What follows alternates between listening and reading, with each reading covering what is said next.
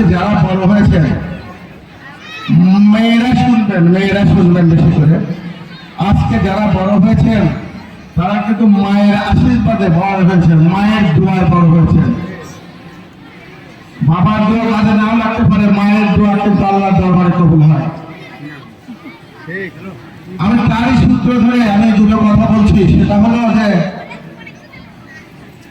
তিতুমিরের বাবা জনাব আরশাদ আলী, আমি মনে করি বাংলাদেশের মধ্যে যদি তার আপন সন্তান ছাড়া কাউকে সে স্নেহ করে, সেটা আমি দাবিদার। এর কারণ হলো যে আমার বাবা যখন কলেজ করে, উনি যখন কলেজের প্রতিষ্ঠাতা প্রিন্সিপাল ছিলেন, দুইজনের ভীষণ আন্তরিকতা ছিল। এই কারণেই আমাকে এত ভালোবাসে যে উনি যখন হজে যাবার সময় প্রথম ভিসা হয়েছে, তখন প্রথম ফোনটা করলেন, তোমাকে প্রথম ফোনটা করলাম, আমি কিন্তু হজে যাচ্ছি চাঁদালি, যাও শেষের দিকে যাব না। যে জন্য মেয়েদের কথা বলছি, আশরাফ স্যারের প্রিন্সিপাল থাকা অবস্থায় আমি পাংশা কলেজের ভিপি ছিলাম, আমি মাছপাড়া কলেজের ভিপি ছিলাম।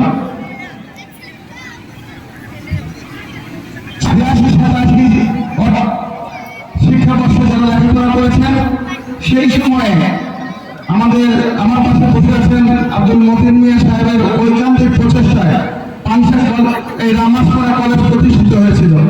কিন্তু এখানে ক্লাস হতো, কিন্তু পরীক্ষা দিত পাংশা কলেজের ফুলদি এবং পাংশা কলেজে তারা রেজিস্ট্রেশন হতো।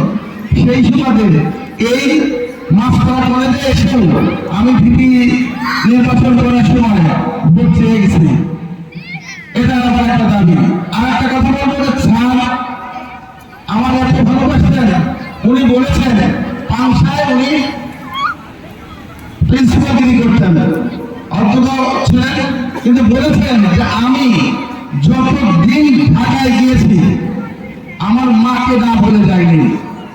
উনি পাংশায় থাকতেন, উনি আসতেন এই গোপালপুর, যেখানে আজকে তিতুমির সাহেব রাত্রি যাপন করলেন, তার গ্রামের বাড়ি, তার দাদা এবং বাবার পৈতৃক ভিটায়, সেখানে আসতেন মায়ের সঙ্গে দেখা করতে, এবং প্রায় আমাকে নিয়ে আসতেন। ওনার আম্মা একটু কানে কম শুনতেন, উনি আমি দেখেছি একদম কানের কাছে গিয়ে উনি বলতেন, মা আমি ঢাকায় যাচ্ছি, মা আমি ঢাকায় যাচ্ছি, বলতে যাও বাবা।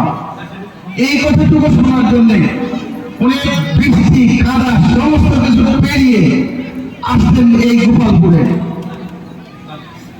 আরেকটা কথা বলবো, আজকে যে আমাদের এমপি হয়েছেন, জাতীয় সংসদ সদস্য হিসাবে বাংলাদেশের মধ্যে দ্বিতীয় বৃহত্তম ভোটের ব্যবধানে জিতেছেন হারুন রশিদ হারুন। ওর মা বলতেন, আমার মনি, আমার সোনা, আল্লাহ ওদের যে জন্য রাত দিন পরিশ্রম করে, যে জন্য ওর একটা আশা, সে মেহেরবান, তুমি তার এই আশা পূরণ করো। আমার এই কথাগুলো খুব মনে পড়ে। অসুস্থ অবস্থায়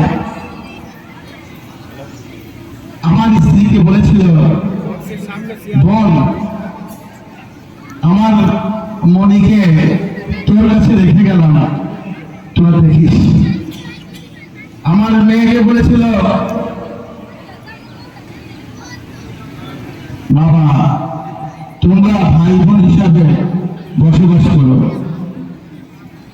ও তোমাদের কাছে রেখে গেলাম। তো মায়ের দোয়া, আমি সবসময় বলি, মায়ের দোয়া সবসময়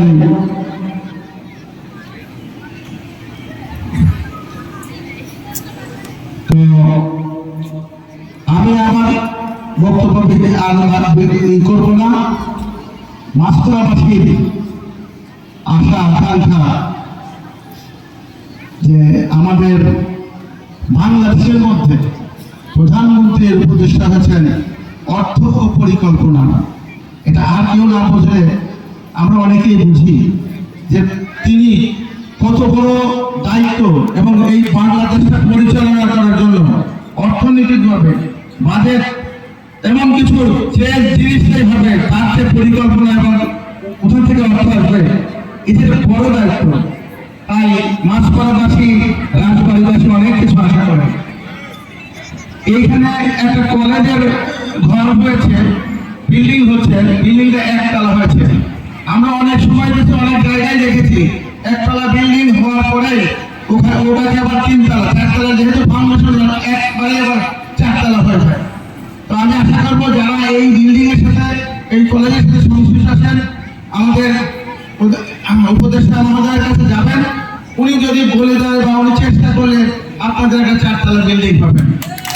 আরেকটা কথা বলবো যে মাছপাড়া এলাকা শোনেন, আসলে কি বলবো, মানে মানুষ যে ঘাড়িয়া মাছ ভু খায়, আসলে তা না।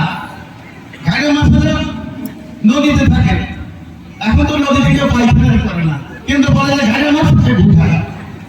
তো আপনাদের এই এলাকার যে একটা দুর্নাম কে যেন বলেছে যে নেশা ফেন্সিডিল, আসলে এটা কুষ্টিয়া এবং রাজবাড়ির পাশাপাশি। তো এই যে শিওর গ্রাম, শিয়ালদাগির মোড়, এই সমস্ত এলাকা দিয়ে এই সমস্ত জিনিস আছে।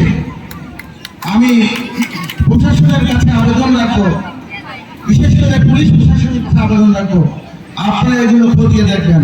আমি সেদিনও একটা কথা বলেছিলাম যে কোন মাদক সেবন এবং মাদক ব্যবসায়ী ধরলে যে তার তদবিরে যাবে তাকেও হাতে দিয়ে দেবেন। আমি এই কথাটা আসলে একটু কথা বেশি হয়ে যাচ্ছে। আমার মামা উনি বিডিআর এ চাকরি করতেন, উনি পুরস্কৃত হয়েছিলেন বিডিআর এর পক্ষ থেকে সেবায় পুরস্কৃত হয়ে উনি পুরস্কার হিসাবে সরকারের খরচে বিডিআর এর পক্ষ থেকে উনি হজ করেছিলেন।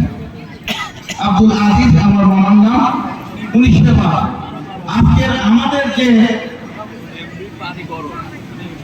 পুলিশ সুপার আপনারা দেখেছেন, ওনার নামের পাশে লেখা রয়েছে সেবা,